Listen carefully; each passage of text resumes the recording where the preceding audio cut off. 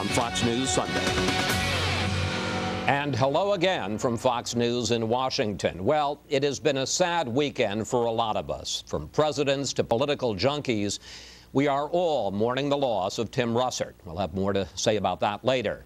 But first, as Tim would want, let's get to the big issues. And there is no bigger challenge to the country now than the soaring price of energy. What can be done about it?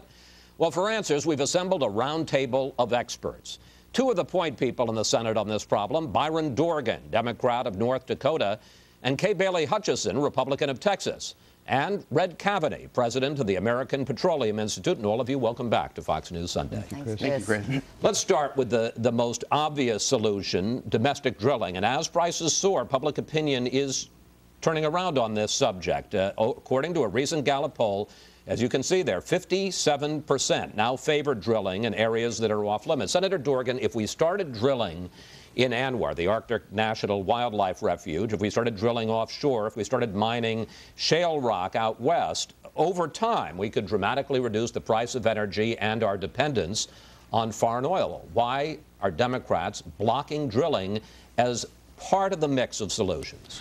Well, first of all, I don't believe that statement is true. I mean, we have opened up Lease 181 in the Gulf of Mexico, substantial oil and gas reserves. I and Senator Bingaman joined Senator Domenici and then Senator Talent as the four people that offered the legislation to open that up.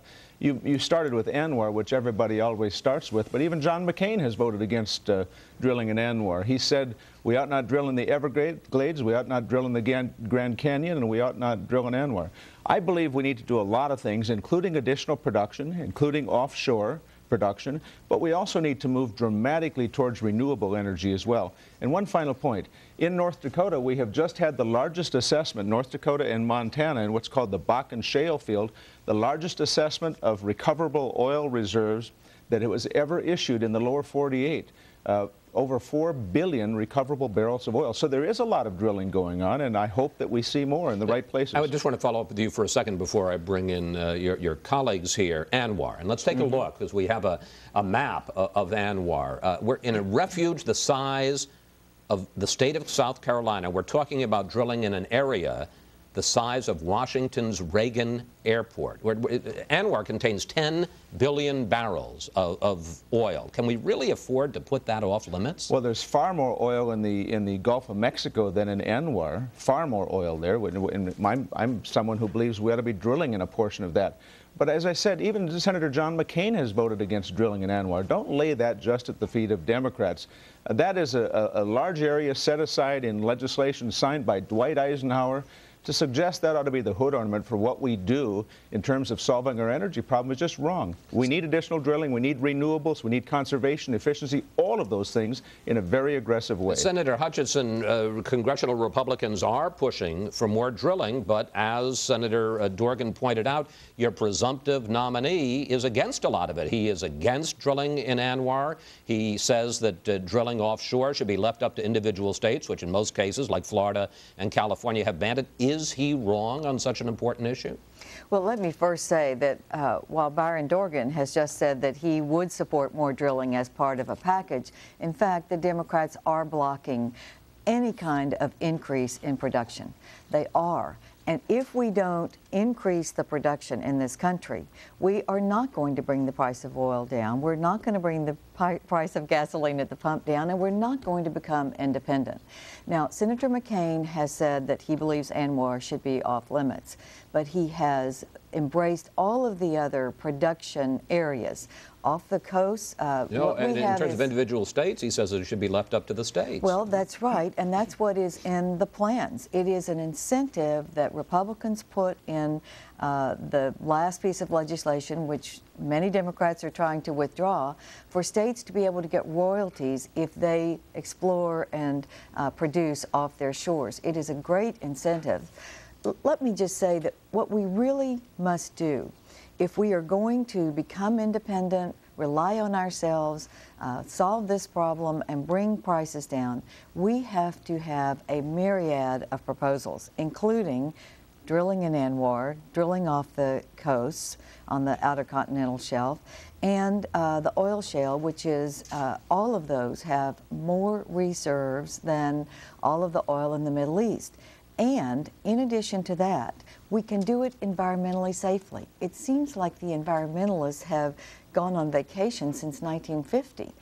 We have the ability to drill in Anwar in this very small area that you pointed out, completely environmentally safely, and the same on the coast. Mr. Cavity, Democrats point out that for all the talk of drilling, that big oil companies currently hold leases on 68 million acres of federal land, onshore and offshore, that you're not developing.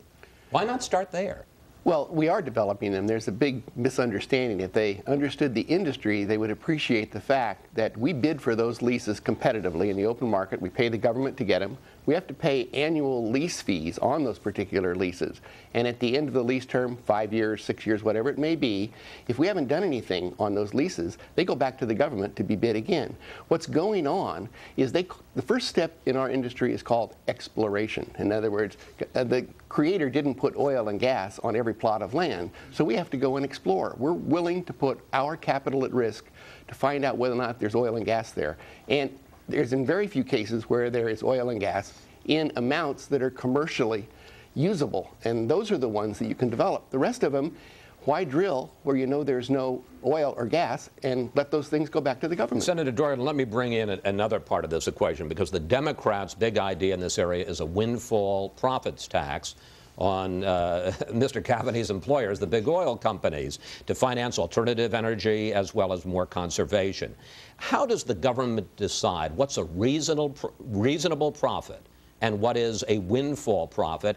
And how do you answer the fact that back when this tax was imposed in the 80s, domestic production dropped and foreign imports increased? Yeah, well, let me talk about Exxon just for a moment. Last year, Exxon used $31 billion of profits to buy back their stock, and only half as much for drilling and exploration. I mean, you know, look, if with respect to a windfall profits tax, it's constructed so that if they're using that money to expand supply by drilling, they wouldn't pay it. I mean, that's the approach that makes sense to me. But I want to talk about one other thing. This issue of production is a canard. We're producing more in this country. Some Democrats, including myself, have supported additional production as well. But let me say this. There is nothing at this point that justifies the price of oil or gas in this country with respect to supply and demand. Every month since January, our domestic crude supply has gone up. Demand is going down because the economy is slowing, and yet the price of oil and gas is going through the roof. Why? Because there's an orgy of speculation going on in the futures markets. An unbelievable amount of speculation by hedge funds, investment banks, and others that are driving up prices for the American people. And that ought to be one area, at least, where Democrats and Republicans can work together to say, let's wring this speculation out and bring prices down. Let me just follow up directly on that, because there is talk, you're blocked on, you want to windfall profits, they want more drilling, you're not going to be able to pass either of those, it appears. Are you willing to separate out some federal action to stop oil speculation? Absolutely. Absolutely. I proposed that. I think others have proposed it. We ought to get at this. There's nothing with respect to supply and demand that justifies the current price. This is all about a lot of speculators. Will Rogers talked about that 8 decades ago, people buying things they'll never get from people that never had it, making money on both sides. These are people that don't want to take delivery of oil. They want to speculate in the market. They've driven up prices in a dramatic way. Senator Hutchison, how big a problem is oil speculation? And maybe we can work out a deal right here in this studio. Are Republicans willing to agree with Democrats, separate out and go after the oil?